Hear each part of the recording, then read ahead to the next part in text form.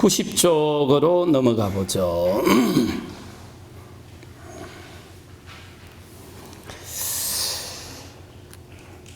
부처님은 자기 삶의 주인공이 되자는 게 부처님 생각의 핵심이었던 것 같습니다.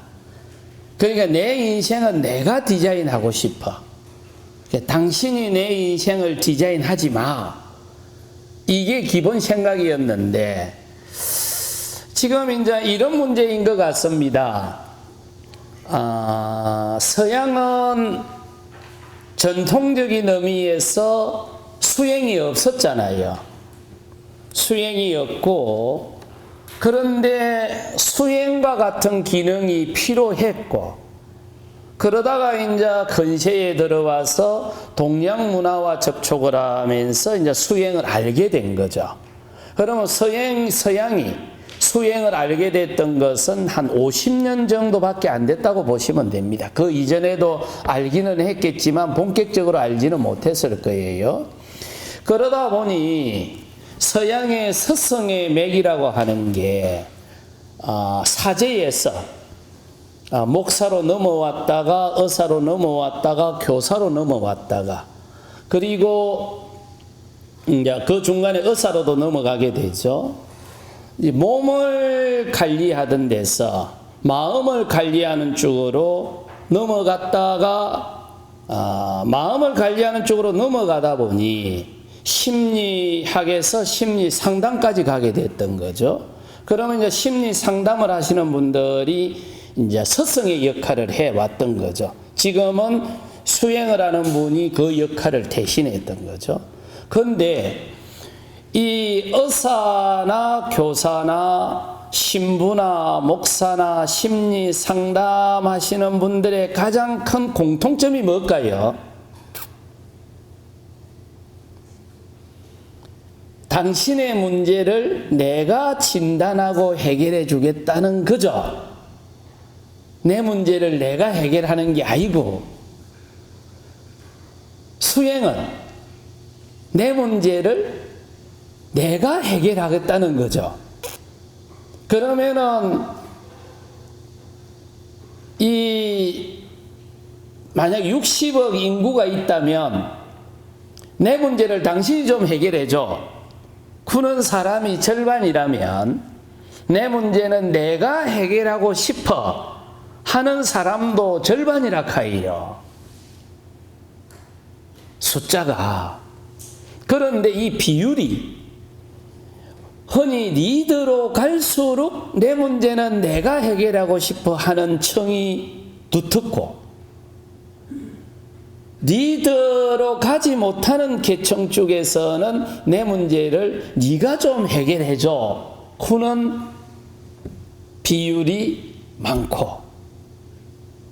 그러니까 이제 이게 나중에 최근에 와서 수행이 심리 상담하고 결합을 하거나 요리했을 때 이제 제일 큰 문제가 어디서 발생을 했느냐 하면 이 지점에서 발생을 해빈 거예요.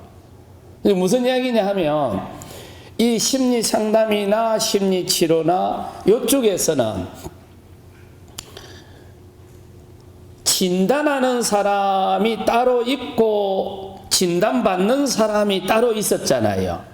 그래서 상담자가 있고 내담자가 있고, 그래서 상담자가 내담자의 상태를 점검해 가지고 이렇다 저렇다고 진단을 해주죠.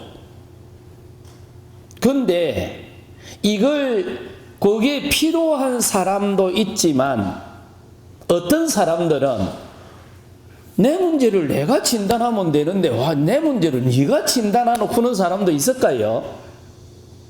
이따가이. 이게 우리가 세칭 좀 똑똑한 사람 쪽으로 올라갈수록 요 비율이 높은 거예요. 이게 안 믿기는 거예요. 그럼 미국에서는 믿겼는데 왜 한국에서는 이게 안 믿겨? 한국에는, 동양에는 처음부터 내 문제를 내가 해결하겠다는 수행 문화가 있었던 거예요. 그러니까 이게 없는 데서는 선택의 여지가 없었는데, 이게 있는 쪽에서는 선택을 할 수가 있는 거죠. 그러니까 이게 전개가 됐을 때 반발하는 계층이 나오게 되는 거예요. 그래서 지금 심리 상담하는 부분이 약간 주춤하고 있는 거예요. 그리고 이제 명상 쪽으로 지금 다시 넘어가고 있죠. 전체적인 추세가. 그런데 이 명상으로 넘어가는데 이게 이제 분기점이라고 보시면 됩니다. 명상으로 넘어가는데 내 문제를 내가 해결하겠다고 하는 수행 단계까지 넘어가 버린 이제 수행자들은 여기를 계속 주장을 하는 거고, 네 문제를 내가 진단하고 해결해 줄게 하는 상담 쪽하고 이제 계속 이제 접점이 이루어지고 있는 거죠. 그러니까 이제 특히 수행자들은 요 지점을 정확하게 아셔야 됩니다. 그래서 요 지점을 정확하게 알면 수행을 적용해야 될 사람들한테 가갖고 네 문제로 내가 진단해 줄게 푸는 순간 쫄딱 망해빈다 카이. 그 똑똑한 친구들이 3단 기법 비슷하게 탁 들어오니까 한두 번 해보더만은 아니 제가 제 문제 잘 해결할 수 있는데요. 제 문제는 그러면 제가 해결하게 주시면 안 될까요? 이게 계속 문제가 나오다 보니까 더 진행을 못한 거예요. 본질은 딱 이겁니다. 이 분기점을 아셔야 됩니다. 수행은 내 문제를 내가 해결하고자 하는 사람들한테 최적화되어 갖고 있는 거예요.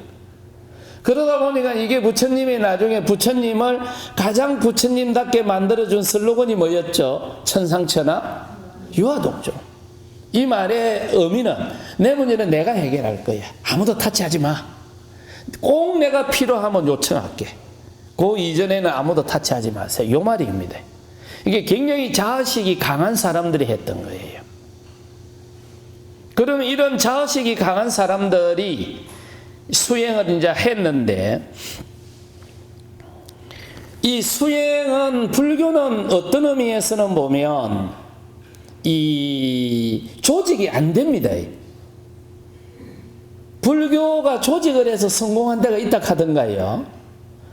난 아직까지 잘 들어보지를 못했구나. 소규모는 있지만 대규모로 갈수록은 불교는 조직이 안 통합니다.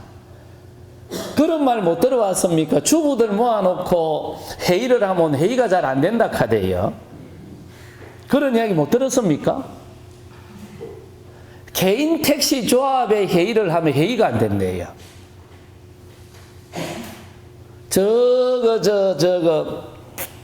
농업협동조합에 모이가 회의를 하면 회의가 안 된다 카더만. 그 공통점이 있습니다. 지가 주인이라. 그러니까 오너들끼리 모아놓으면 회의가 안 돼요. 양보라는 게 없습니다. 각자 자기 이야기 합니다. 근데 이게 우리가 회사나 이런 조직 속에 있으면 자기 이야기 다 하고 사셨습니까? 대충 적당히 보고 입 다물어 버려야 되죠? 그러지 않으면 살아남을 수가 없는데, 개인 택시 기사, 개인 택시는 자기가 주인이잖아요. 그러면 자기 주장을 다 해야 되는 거예요. 그럼 이게 회의가 안 되는 거예요. 수행하러 온 사람은 지가 부처가 됐기라고 왔는데 누구 말로 듣겠노? 안 듣는 게 정상입니다. 그런데도 불교는 지금까지 살아왔잖아요. 굳건하게. 그 이유가 뭐였느냐 하면 불교는 콘텐츠 장사를 한 겁니다. 제일 큰 콘텐츠가 뭘 던져줬느냐 하면 당신 인생에 당신이 주인이야. 그래서 한번 부처를 잃어보면 당신 인생의 주인이 바로 당신이라는 걸 알게 될 거야. 요 콘텐츠 하나 던져놓고 그냥 끝이에요. 그런데 지난 2600년 동안 요 콘텐츠를 소비한다고 자발적으로 수도 없는 사람들이 와서 이 콘텐츠를 소비하고 있는 거예요. 지금 여러분들도 수행이라는 콘텐츠를 소비하러 오셨지 않습니까?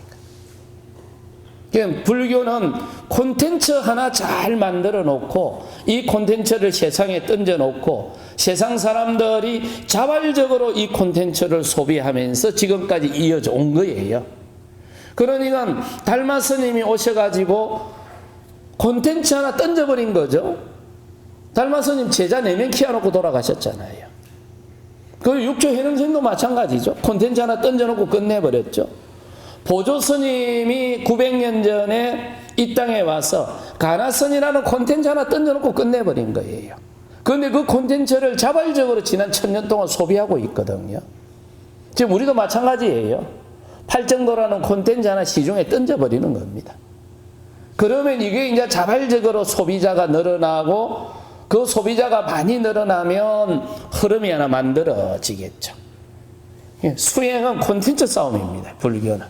그래서 얼마나 좋은 콘텐츠를 만들어서 시중에 던져냈느냐, 이게 싸움이죠. 그런데 그 가장 눈에 띄는 콘텐츠가 자기 인생의 주인공이 바로 당신이야, 이 콘텐츠였습니다. 그게 이제 이거였는데, 부처님은 이제 이걸 어떻게 했는지 한번 보시죠. 어쨌든 부처님은 자기 인생을 누가 터치하는 걸 제일 싫어했던 것 같습니다. 대모구자경에서는 벗이여 못갈라나여 세상에서 마음을 잘 정복하되 마음에 정복되지 않는다. 이런 표현을 부처님은 수도 없이 합니다. 생각의 파도에 정복되어서는 안 돼. 내가 정복을 해야 돼. 이런 표현들이죠. 그 91조 소파예경에서는 가래를 부숨으로써 해탈할 수 있다고 쓰라고, 대모구자경에서는 집착으로부터의 해탈을 강조하고, 무예경에서는 탐욕이 마음을 덮치지 못하게 해야 한다고 주장하고, 원경에서는 불쾌의 정복자가 되지 불쾌가 나를 정복하지 못하게 하겠다 하고, 대분별경에서는 생각의 파도가 덮치지 못하게 하겠다고 하고, 소목해경에서는 괴로움에 정복된 것을 극복하고 괴로움을 종식하겠다라고 합니다. 이 부처님은 주로, 부처님이 좀 우리는 부드러울 것 같죠? 거의 조폭에 가까운 성품을 가지신 분입니다. 그리고 포현도 아주 거칠게 할 때가 많습니다. 부처님이 제일 마음에 안 들었을 때 했던 포현 2개, 똥자루 흔들고 다니지 마라. 특히 여자들한테 그 포현을 많이 썼습니다. 그래갖고 살인사건도 일어납니다. 그 다음에 2번째로 남이 뱉은 침이나 핥고 다닐로, 이 부처님 포현법입니다. 거의 그 부처님이 이런 말까지 했을까 싶을 정도로 경전을 찬찬히 읽어보면 심하게 나옵니다. 그래서 그런 포인트이고, 그 부처님은 자기를 전사라고 표현을 많이 합니다. 나는 전쟁의 승리자야. 이걸 그대로 옮겨놓은 게 대웅전 아닙니까? 대웅전에 가면 대웅전이라고 있죠. 그 영웅자죠. 전쟁의 승리자라는 말입니다. 그게 이제 직역을 하면. 그래서 부처님은 나는 나 자신과의 전쟁에서 내가 이겼어. 그러니 초기 경전을 찬찬하게 보면 거의 전투적 용어들이 참으로 많이 등장하는 걸 볼 수 있고, 나는 이 전쟁에서의 승리자야. 이런 표현을 많이 쓰는데, 이런 표현을 많이 쓰게 됐던 가장 큰 배경 중에 하나가 부처님은 그 정치가 출신입니다. 우리가 늘 부처님을 표현할 때 어떻게 하죠? 태자 출신이라 크잖아요. 그 29가지 정치 현실에 있다가 왔지 않습니까? 그러니까 부처님은 이 경전을 보면서 우리가 조심해서 봐야 될 것 중에 하나가, 부처님은 정치적 수사를 너무 많이 쓰고 있다는 거예요. 이 말을 다르게 이야기하면 yes 아니면 전부 no라고 알아들어 있어요. 그냥 정치인들 만나갖고 우리도 그럽니까? 고려해볼게, 검토해볼게, 내 긍정적으로 심각하게 고민해볼게, 그러면 안 해줄긴 갑다 하고 알아들어 있어요. 노라는 말을 이리 하는 거죠. 그러니까 yes 안 하면 no라고 알아들으시고 no 안 하면 yes라고 알아들으시고. 부처님 같은 경우에 그런 표현 많이 쓰지 않습니까? 침묵으로 동의했다 이런 표현 많이 나오거든요. 이게 no 안 하면 yes라고 알아들으면 돼요. 그래서 스님들한테 와갖고 이랄까요 저랄까요 푸는데 스님들이 뭐 한 말도 안 하면은 그만 지식대로 하는 겁니다. 해놓고 나중에 이제 오대 가서 이제 뭐라 크면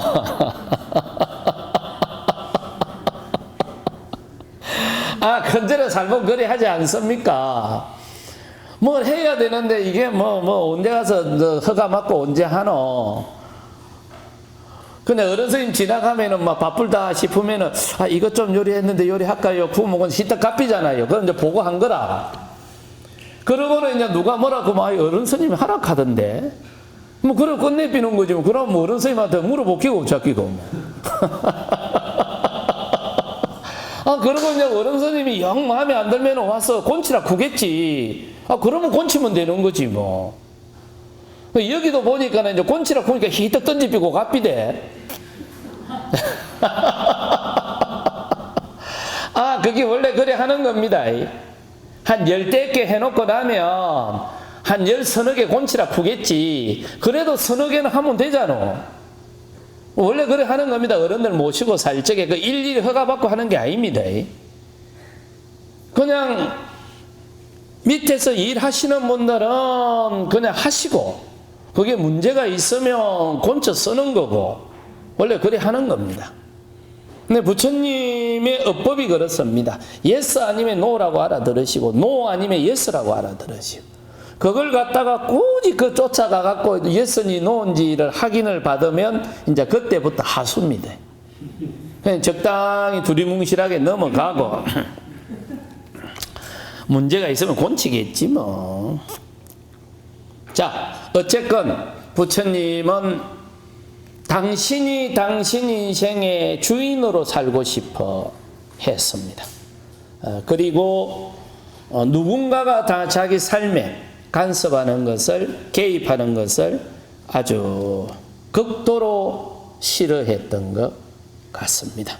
그러다 보니 이 수행을 하시거나 불교를 좋아하는 사람들도 이 문화가 2600년 동안 스며들어 와가지고 있었던 거죠. 그러다 보니 수행자들은 다른 사람이 어떻게 해 하는 걸 가장 싫어합니다.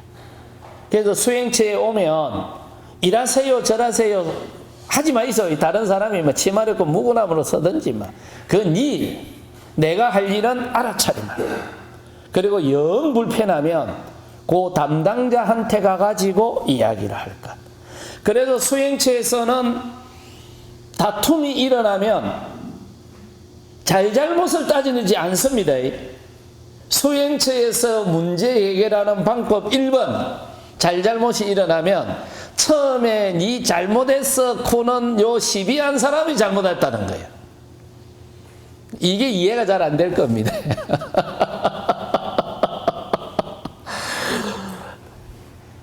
다툼이 일어났으면 어떻게 하죠? 잘잘못을 가려야 되잖아요. 그런데 수행체에서는 다툼이 일어났다고 시비를 처음 건 사람이 잘못했다는 거예요. 왜냐하면 알아차림 했으면 될걸. 그 알아차림을 놓쳤다는 거지. 이제 그렇게 해놓고 그 다음 단계에 가서 어떤 문제 때문에 발생을 했습니까? 하고 따지는 겁니다. 순서가.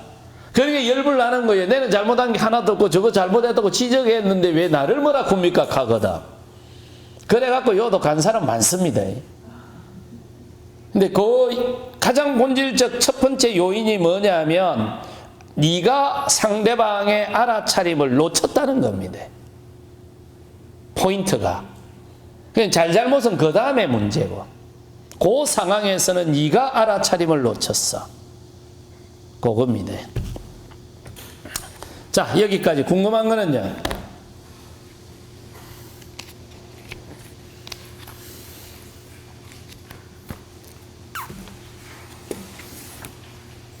이제 우리 밥 먹으러 가야 안 되겠습니까?